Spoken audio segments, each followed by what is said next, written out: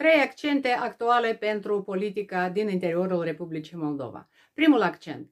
Maia Sandu va câștiga dezbaterile în fața lui Alexandru Stoianoglu pentru că Maia Sandu cunoaște foarte bine limba română și pentru mine ca votant este important ca viitorul președinte al Republicii Moldova să vorbească corect în limba română, care este limba oficială a statului Republica Moldova.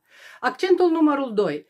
Dezbaterea, din păcate, nu este unicul instrument prin care poate fi mobilizată populația Republicii Moldova pentru a vota în favoarea Maiei Sandu. Sunt necesare lucruri mult mai importante. Republica Moldova nu sunt Statele Unite ale Americii, unde ar exista cultura dezbaterii. Iată de ce, în afară de câștigarea acestei dezbateri, Maia Sandu, și acesta este cel de-al treilea accent, trebuie să promite reforma teritorială administrativă, să pună în prim plan subiectul securității Republicii Moldova și să schimbe neapărat guvernul din momentul în care câștigă cel de-al doilea mandat.